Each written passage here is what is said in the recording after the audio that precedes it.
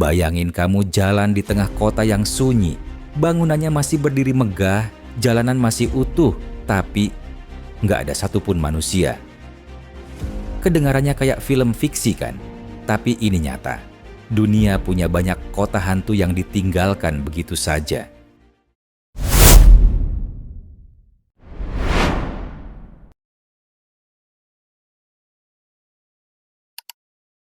Kota hantu atau ghost town adalah tempat yang dulunya ramai, tapi sekarang kosong.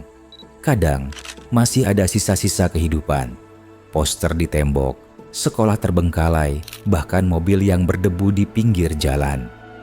Menurut Wikipedia dan riset dari University of the Built Environment, kota seperti ini muncul karena satu hal: manusia pergi, tapi bangunannya tetap tinggal. Salah satu kota hantu paling terkenal adalah Pripyat di Ukraina. Tahun 1986,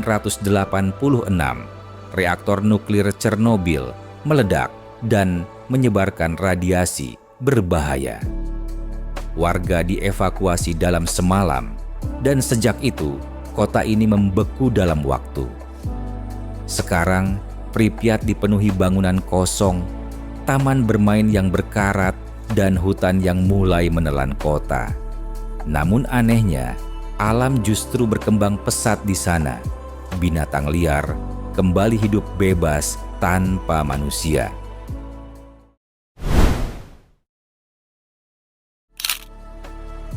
Kalau Pripyat ditinggalkan karena bencana, beda lagi dengan Ordos, kota modern di Tiongkok. Pemerintah membangunnya megah, jalan lebar, gedung tinggi, apartemen mewah. Tapi penduduknya nggak datang. Harga properti melambung, ekonomi gagal, dan akhirnya Ordos dijuluki kota hantu Cina.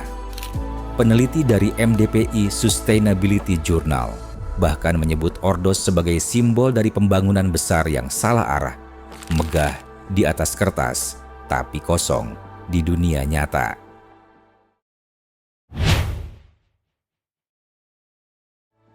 Lalu ada Centralia, kota kecil di Pennsylvania, Amerika Serikat. Tahun 1962, tambang batu bara di bawah tanah terbakar, dan apinya masih menyala sampai sekarang. Asap beracun keluar dari tanah, membuat warga pindah satu persatu.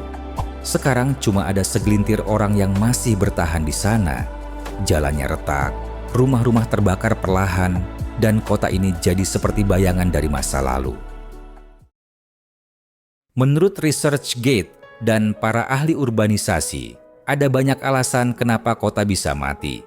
Bencana alam seperti gempa, banjir, atau kebakaran tambang. Krisis ekonomi atau politik. Habisnya sumber daya alam atau pembangunan besar-besaran yang tak diikuti populasi nyata. Ketika faktor-faktor ini bertemu, peradaban bisa menghilang. Pelan, tapi pasti. Kota-kota ini mengingatkan kita bahwa kemegahan manusia itu sementara.